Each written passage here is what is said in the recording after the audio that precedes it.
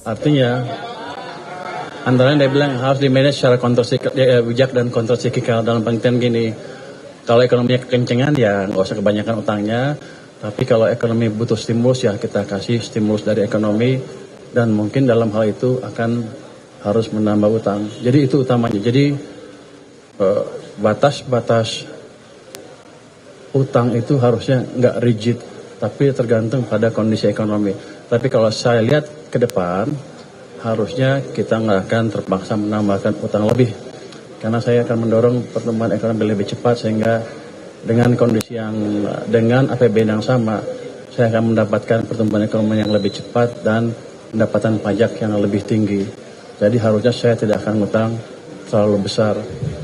Mungkin saya perkirakan ada kemungkinan utang yang saya terbitkan tidak akan sebesar yang ada di APBN. Nanti kita lihat semester pertama tahun depan gimana realisasi pertumbuhan ekonominya. Saya pikir dengan memanage uang yang betul, yang baik, di mana uang pemerintah tidak mengganggu ekonomi, itu aja udah tambahan sedikit yang signifikan ke pertumbuhan ekonomi dan otomatis ke pendapatan pajak kita. Kalau saya nggak salah hitung, setiap tumbuh 1%, tambahan tumbuh 1% ekonomi, saya dapat tambahan income sekitar 220 triliun atau lebih. Jadi itu yang kita kejar. Kalau tambah 0,5%, income saya tambah 110 triliun. Jadi itu yang kita kejar nanti. Maaf ya, duluan Pak. Iya, Pak, izinkan terkait defisit sebelumnya Presiden menargetkan untuk 2% 2 tahun ke depan. Tapi kita lihat APBN tahun ini angkanya justru naik dari 2,48 jadi 2,68. Nah ini gimana caranya supaya bridgingnya nanti bisa 0% Pak? Karena market juga butuh kepastian kan soal itu. Anda tadi dengar Demokrat usulnya apa dari Pak Said? Bijaksana dan kontrol siklikal. Itu tadi. Kalau lagi butuh kita dorong, tapi kalau nggak butuh kita kurangi. Kalau seperti sekarang, keadaan seperti sekarang, saya potong semua. Let's say belanja daerah nggak saya tambah. Yang lain-lain saya potong. Ketika ekonomi lagi melambat, akibatnya apa? Anda udah lihat kan beberapa minggu yang lalu ada yang mau besar-besaran.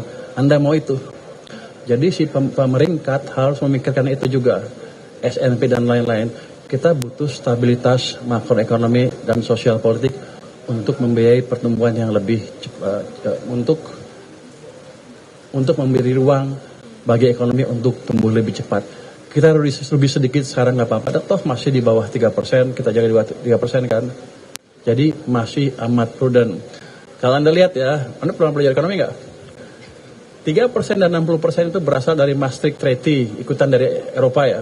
Katanya itu adalah pegangan yang paling strict di dunia. Rasio utang ke PDB nggak boleh dari 60%, rasio defisit ke PDB setiap tahun nggak boleh di atas 3%. Kita masih memegang itu dengan baik sekali walaupun keadaan seperti sekarang ya, dengan masukan Pak Said dan Hadi juga seperti itu. Kalau Anda bandingkan dengan Eropa gimana? Jerman aja udah hampir 100% ke PDB. Amerika 120% lebih. Jepang 250% katanya. Kita amat prudent. Jadi kalau nanti ada rating agensi yang mempertanyakan itu, suruh bandingkan negara-negara yang lain yang maju yang jadi acuan dia. Habis itu suruh bawa cermin. Tapi target 0%-nya Pak? Ya. Gimana? Tapi kalau target 0% yang diarahkan Presiden itu cara bridging supaya... Kita lihat keadaan, kalau mungkin ya mungkin. Saya sedang mencoba mengefektifkan pajak dan lain-lain dalam 1 tahun ke depan. Penggelapan segala macam akan kita coba hilangin dengan secara signifikan. Nanti kita lihat berapa langkah. Kalau udah efisien benar berapa sih pendapatan pajak kita? Kamu bayar pajak nggak? Bayar, bagus. Jadi gitu. Jadi rencana itu kan rencana. Kalau nggak bisa dijalankan 1 tahun ya nggak apa-apa. Kita geser pelan-pelan. Tapi kita jelas arah kita menuju ke sana. Tapi kalau meleset dikit ya nggak apa-apa. Kenapa? Lihat tuh negara-negara dunia lain semuanya lagi susah kan? Memang kita mau beda sendiri terus hancur. Anda maunya apa? Kalau Anda pilih apa? Nah gitu kan? Jadi harus dukung ya. Just kidding. Silahkan Pak, mau ngapain Pak? Boleh ngomong gitu. Pak Purbaya, Stefano dari Reuters, Pak. Kok Anda di mana-mana ya? Kerja, Pak. Pak, Di istana, di Forcam di sini. Dari Reuters. Bapak Ya? di mana-mana juga kan? Saya juga di mana-mana juga. Oh gitu ya. Pak, ada 2 pertanyaan, Pak. Pertama, Bapak bilang kan ada peningkatan di TKD ya, Pak, untuk menjaga stabilitas. Tapi itu kan tetap lebih rendah dari 2025. Ada upaya lain nggak, Pak, untuk tetap mereka merasakan hal yang sama seperti sebelum-sebelumnya, supaya stabilitas tetap terjaga? Itu yang pertama, Pak. Yang kedua, Satu aja, yang terakhir, Pak. Satu aja. Nanti gue lupa. Ya udah, dulu, Pak. Ini ada hal yang mungkin belum disadari oleh teman-teman semua.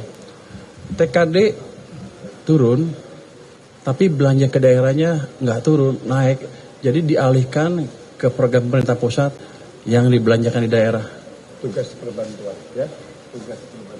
Tugas perbantuan namanya. Itu totalnya mencapai 1.300 triliun dibanding tahun lalu berapa? 1.360. Tahun lalu berapa? Nah, tahun lalu 900, sekarang 1.367. Jadi naiknya 400 triliun sebetulnya secara total di daerah nggak kurang. Cuman kan tetap aja ketika Pemda atau desa, Pak, kabupaten dan daerah susah menjalankan program, ya mereka agak terganggu seperti kemarin. Tapi secara manfaat tidak kita kurangin. Yang saya lakukan ke depan adalah memastikan yang 1.367 tadi betul-betul dibelanjakan tepat waktu. Jadi kita tidak melupakan ekonomi daerah. Pak Said memastikan saya memperhatikan itu. Jadi bos saya awal saya terus, jadi aman lah. Siapa ya? Pak, yang kedua itu Pak mengenai berbagi dulu deh sama kawan-kawan. Yuk. Dari saya apa sih ya? Kemarin kan raker sudah kemarin. Iya. Kawan-kawan semua terima kasih. Hari ini APBN kita untuk tahun 2026 sudah selesai disetujui dalam sidang Dewan Paripurna. Yang paling penting sesungguhnya apa?